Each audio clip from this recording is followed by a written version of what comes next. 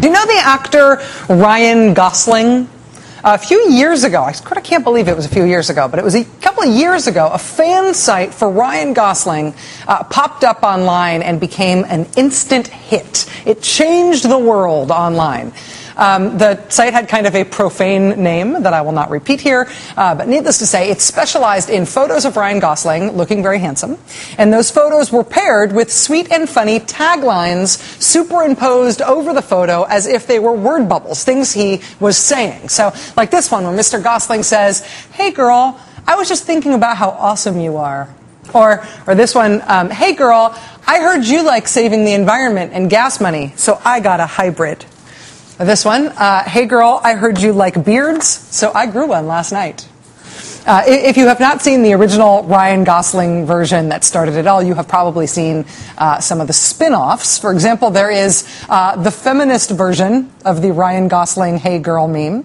At the feminist Ryan Gosling site, he still says "Hey girl," but it comes out like this: "Hey girl, the post-feminist fetishization of motherhood is deeply rooted in classism, but I still think we'd make cute babies."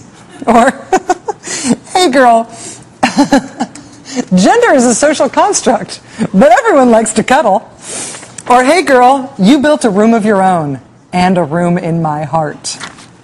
The Ryan Gosling "Hey girl" meme has even intersected with other internet memes over time. Like, remember the texts from Hillary thing from earlier this year? See at the bottom there, Hillary Clinton text message conversation, her texting from that badass military plane. So her text message conversations are imagineered onto a photo of her on that military plane. And here's the one with her and Ryan Gosling. Ryan Gosling texts her, "Hey girl," and she responds, "It's Madam Secretary."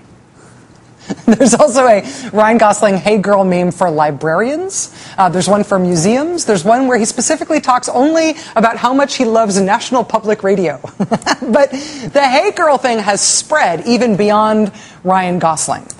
Wisconsin Congressman Paul Ryan has been the subject of a "Hey girl" fan site since roughly April. On the fan site, he is shown saying funny things about the budget while looking cute.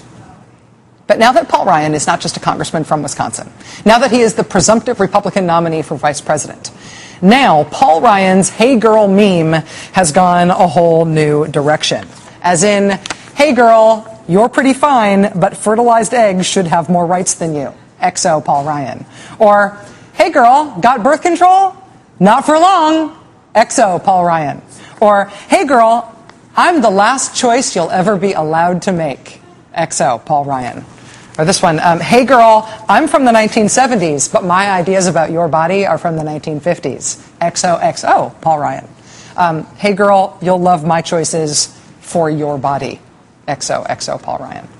The folks behind the new "Hey Girl" Paul Ryan website made themselves known at a campaign event for Congressman Ryan today in Colorado. They made themselves known by way of an airplane trailing a banner behind it. CNBC's Ayman Jaffers noticed it during the event and tweeted a photo of it. It's a little hard to read at this distance, but the banner being towed behind the airplane says, "Hey girl, choose me, lose choice. P. Ryan." But there's even more to the Paul Ryan Gosling mashup internet meme right now. There's now a Twitter account registered to Paul Ryan Gosling. Paul Ryan Gosling's recent tweets include, "Hey girl, you look so cute when you're losing your reproductive rights." And, "Hey girl, I would have voted for the Fair Pay Act, but Lilly Ledbetter, I hardly know her." At his event today in Colorado, the same one with the airplane towing the "Hey girl, choose me, lose choice" banner, the same one with that banner flying past, the folks at Politico.com got word of a Paul Ryan-themed prank at the event. You had to submit your name in order to get an admission ticket to the event. An admission ticket for the event was issued to somebody who said their name was Fertilized Egg. See, there it is on the ticket. Name of attendee, Fertilized Egg. And if you look at who ordered the ticket for Fertilized Egg, it says the person who ordered the ticket was Fertzy Eggers. What all this is about with Paul Ryan is this. The whole idea of Fertzy Eggers, the whole idea of a fertilized egg being declared a person for political purposes, really has special resonance in Colorado, where this event was today. The personhood for fertilized eggs idea is the ragged, radical edge of the anti-abortion movement in this country this year. Declaring a fertilized egg to be a person is a way to not just crack down on abortion rights, but to criminalize all abortion in every circumstance with no exceptions, and to criminalize everything else that could conceivably affect an egg that has been fertilized. So that doesn't just mean criminalizing all abortion. It goes beyond that and likely means, according to the personhood people, it likely means criminalizing emergency contraception, criminalizing the most popular forms of birth control in the country, hormonal birth control. It would certainly mean criminalizing the IUD, which, trust me, someone you know is using right now to keep themselves from getting pregnant. It would criminalize most in vitro fertilization even, because that type of fertility treatment involves fertilizing eggs, not all of which end up being babies. And so, for example, 3 of Mitt Romney's sons, who have reportedly had some of their children using in vitro fertilization, like lots of people have, would be considered murderers if personhood passed, because using in vitro fertilization could make them murderers of eggs that were fertilized for the purpose of the fertility treatment and then did not become babies. Mother Jones published a very challenging, sobering piece on that today. Even for people who are super, super anti-abortion, the personhood thing is seen as kind of nuts. I mean, personhood is remembered as the thing that was too radical, even for the hugely anti-abortion conservative electorate in Mississippi last year, right? I mean, Mississippi voted personhood down by double digits when it was on the ballot there last fall. Even the National Right to Life Committee said that what they were trying to do in Mississippi was too radical. The National Right to Life Committee called it a waste of time. And not only did personhood lose in Mississippi in 2011, it also lost in 2010 when it was on the ballot in Colorado. And that was after it lost in 2008 when it was on the ballot in Colorado. And the reason it is such a hot issue today at the Paul Ryan Colorado event, attended by Furtzy Eggers and friends, is because it looks like personhood is going to be on the ballot again this year in Colorado, even though it has lost by 40-plus point margins there twice already.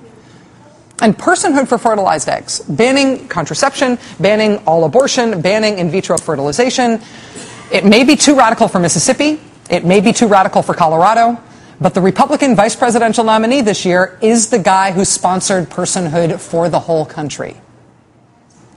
Paul Ryan co-sponsored a national ban on contraception, on all abortion, and on in vitro fertilization. When Paul Ryan was on Meet the Press back in February, David Gregory asked him whether the Republican Party was maybe focusing too much on contraception.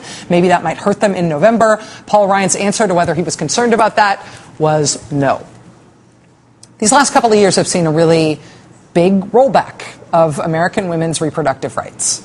And it's been a departure from just the constant fighting about abortion that has always been happening at some level in our politics. Over the last couple of years, Republicans have been fighting issues that everybody thought were settled, even as we kept arguing about abortion. I mean, they've been rolling back rights over these last couple of years that American women had been taking for granted at this point.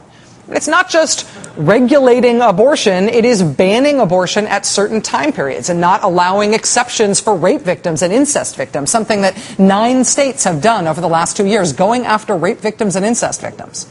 It's voting to get rid of the entire federal family planning assistance program, Title X. It's voting to defund Planned Parenthood, to block women from getting cancer screenings and checkups and birth control. It's fighting against access to contraception. It's not just regulating abortion here and there. It's wholesale efforts to shut down access to abortion altogether with targeted regulations. It's no exceptions for rape and incest. It's rolling back access to contraception. These last couple of years, the Republicans have been more active, more aggressive, and more radical on this issue than at any time since Roe versus Wade was decided. And they have been successful at what they've been trying to do. Last year, Republicans passed a record number of new abortion restrictions in the states. They enacted 131 new anti-abortion laws just since the 2010 elections. It is unprecedented in the history of legal abortion in this country. And it has had a material effect on women's lives. There was a stomach-churning article in the Texas Tribune this week about abortion access now being so restricted in Texas that Texas women are crossing the border into Mexico, visiting unregulated Mexican pharmacies, and then self-medicating with drugs that they hope might induce abortion, taking these drugs without doctors' prescriptions, without instructions from doctors on how to use them, at risk to their lives and their health. For women living near the Mexican border, back alley abortions are back, and the new back alley is across the border in Mexico. But even as Republicans have been able to go farther in restricting these rights now than at any time in the last 40 years, there have been some things that are still just a bridge too far, like the personhood thing, for example, right? The personhood thing came nowhere near passing, not even in Mississippi. It was too far. We talked on this show last night about how Republican candidates in Colorado this year, even the ones who supported personhood the last time around, they are sprinting away from it as fast as they can this time around. They can read the polls. They know personhood is a bridge too far. The other thing that has been a bridge too far is the idea of forced ultrasounds. Forced ultrasounds is something that Republicans actually did get passed last year in Texas and this year in Louisiana and Arizona and in Virginia. But not until in Virginia there was a national furor over it. And that gave Virginia Governor Bob McDonnell's national profile, a national profile that scuttled any chances he had of being picked as Mitt Romney's vice president. A Washington Post column back in February talking about how he fell off the short list for vice president because of the ultrasound fight he got himself into in Virginia. Assuming that the Republican presidential candidate is Mitt Romney, it would be much harder for him now to tap Governor Bob McDonnell as a running mate. The two of them would immediately have to devote time to defending the ultrasound bill. I think the moment in the sun is over, said a Republican source. The ultrasound controversy was probably very unhelpful to the calculus that Romney will make at the convention. Bob McDonnell in Virginia made the mistake of becoming nationally famous for his stance on his state's ultrasound bill, and that made him politically untouchable and toxic on the national stage. Do you want to know who co-sponsored the national version of the Bob McDonnell forced ultrasound bill? Congressman Paul Ryan of Wisconsin. Republicans tried this forced ultrasound thing in a lot of states. The only reason it didn't end up going through in Pennsylvania, for example, was because Governor Tom Corbett of Pennsylvania got caught on tape explaining, in that way he has, that there is an avert your eyes provision in that state's version of the bill. Making them watch and speaking, does that go too far in your mind? I don't know how you make anybody watch, okay? Because you just have to close your eyes. You just have to close your eyes. Governor Tom Corbett explaining that is part of the reason that Pennsylvania, I think, did not get the forced ultrasound bill. Paul Ryan's bill for a national forced ultrasound law, it has the exact same avert your eyes clause. You can see it actually in the bill. We have that there? Yeah. It's a subsection of the bill called ability to turn eyes away. That's who the Republicans picked for their vice presidential nominee. I think they did it because they thought people would not notice these things about his record. It was not what he was known for before. It is what he is getting known for now, very quickly.